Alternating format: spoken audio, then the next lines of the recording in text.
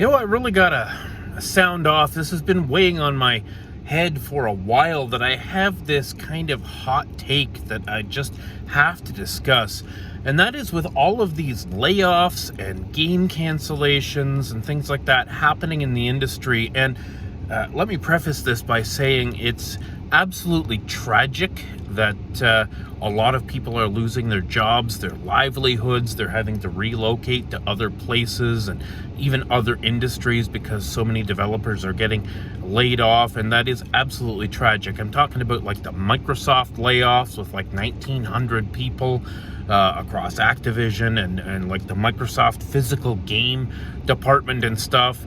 And then just today we had announced that Embracer canceled a Deus Ex game in production and laid off a bunch of people at Eidos Montreal. That affects me and my country here. That's a Canadian studio that's lost an undisclosed amount of people. This is happening across the entire industry right now, but I can't really say it's a bad thing for gamers and for the gaming industry as a whole, because for the last 10 plus years, we have been moving on this trajectory of gaming projects ballooning out of control. Just absolutely ridiculous budgets, like 5 to 7 year development cycles on these games that are costing $100 million, $200 million, $300 million. There's rumors that Grand Theft Auto 6 is going to cost $2 billion by the time it's all said and done. And you know what? With a property like Grand Theft Auto 6, yeah, it's probably going to make its money back. But, these $200 million budgets can absolutely destroy a studio. And we've seen entire studios shut down left, right, and center over the last 12 to 18 months. Studios are shutting down. People are out of work.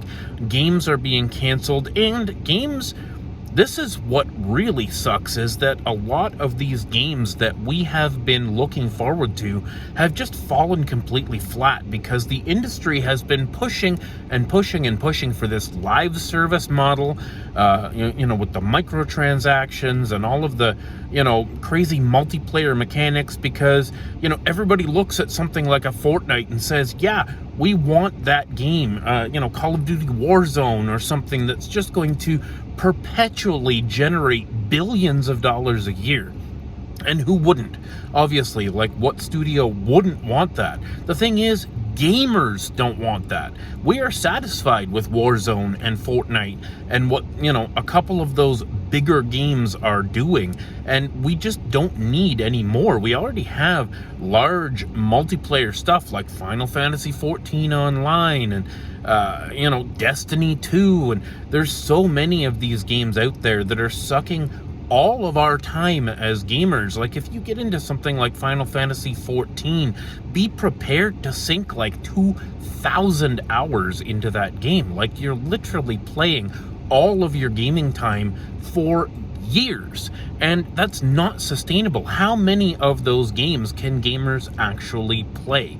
How many of those games are we willing to subscribe to, like a World of Warcraft for, $20 or $30 a month or something like that forever? Like, we're just not. We need more of these single player experiences, and more importantly, we need budget stuff. Like, Sony made the biggest mistake ever when they got rid of Japan Studio, because that was a studio that was making smaller games that people could digest easily. Things like Gravity Rush and Gravity Rush 2, fantastic games that just absolutely, epitomize what Sony is supposed to be. And they axed the studio and just walked away, because they were so focused on, bringing out these 10 or 12 big AAA live service games, and now they're pivoting back on that. They've canceled several, and I can't think that all of this correction we're seeing in the industry is really a bad thing, because bring back AA games, for the love of God. Bring back the kind of stuff that THQ Nordic used to put out, like, Destroy All Humans or something, a fun little adventure game that you can play in 15 or 20 hours or something like that. Have a little fun with it, put it on the shelf, and move on to the next game. Not every game needs to be, Assassin's Creed Valhalla, where we need to put 250 hours into it. Like, no thank you. There are enough JRPGs out there that are 60, 70, 80 hours long. I want some more just adventure games. What happened to, the action-adventure games of the PS2 era? Going back and looking at, oh my god, something like Blood Will Tell, which is now like a $300 game on the PS2. And it's mostly because people actually want to play games like that, and we just don't get them anymore. I mean, we do get them a little bit on the Nintendo Switch, and I mentioned this in a tweet earlier today, that I think that is part of the reason why Nintendo has been able to sell like 1.3 billion units of software, because Nintendo actually recognizes that people want to have fun. And it doesn't matter. The graphics don't have to be 12 billion K with nose hairs and pores and whatever. I don't care. You look at the success of something like Ubisoft's Prince of Persia: The Lost Crown. Fantastic game, and it's 2D, cartoony art style, and it's wonderful. A lot of people say it's a better Metroidvania than Metroid Dread. People are absolutely loving that game, and the industry needs to understand that we as gamers do not, sure, we love a Spider-Man or a God of War once in a while, but that's not what we're hungry for. That's not what we're thirsty for. We're thirsty for fun, and we're thirsty for single-player experiences where the multiplayer, if it exists at all, is a sidebar. It's something you go into after you've beaten the main story. Maybe you mess around in the multiplayer for, a few hours, whatever. Maybe you rank up to get your platinum trophy or something. But multiplayer, online, all of this stuff needs to go away. These $300 million budgets that take 7 years to make need to go away, because by the time those games come out, the trend is already dead. And they're just going to keep failing and failing and failing until these corporate industry heads realize that what we really want is like a $20 million game that you can pump out every 2 years. Because you look at the PS3 and you have 3 Uncharted's and 3 Mass Effects and like 7 Call of Duties.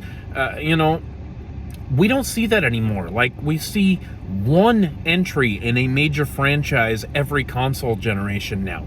Like, 3.5 years or something into the PS5's lifespan at this point, we have, 12 exclusive games on the entire platform that were actually made by or funded by Sony. Like, that's crazy. 3 years in, there should be like 150 exclusive games. Like, it's crazy, absolutely crazy, and this needs to stop. We need to reset back to the 7th generation era, where we're putting games out in a 2 to 3 to maybe 4 year window, and we're not spending hundreds of millions of dollars. We're talking about world peace money here, folks. Like, it's a goddamn video game. Again, I don't need to see the pores on some guy's nose. Like, seriously, just give us some AA games. Give us some experiences that we can digest and move on from. End of story. I'm happy to pay your $60, your $70, whatever. Just whatever. Peace out.